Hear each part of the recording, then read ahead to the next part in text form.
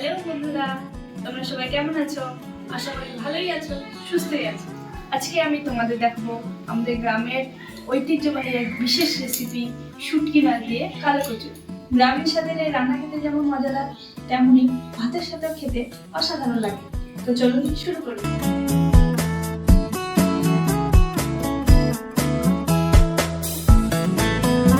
তো বন্ধুরা, প্রথমে আমি কচুগুলোকে টুকরো টুকরো করে কেটে নিচ্ছি। এরপর কেটে নেওয়া হয়ে গেলে কচুগুলোকে আমি জল দিয়ে পরিষ্কার করে ধুয়ে নেব।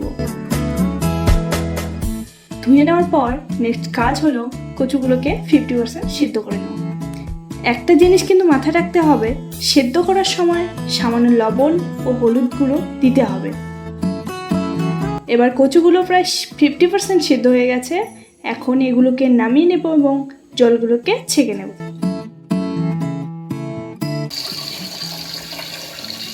এরপর যেটা না হলে নয়, শুটকি মাছগুলোকে ধুয়ে পরিষ্কার করে ভেজে নেব। এরপর একে একে পেঁয়াজ, রসুন এবং কাঁচা লঙ্কা কেটে নেব।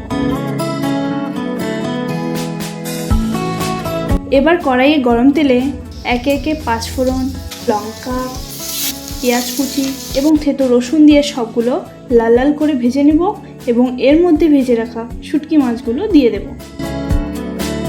সবগুলো ভাজা হয়ে গেছে। 50% সেদ্ধ করা কচুগুলোকে তার মধ্যে দিয়ে দেব। মাঝে মাঝে খুন্তি দিয়ে নেড়ে নেব।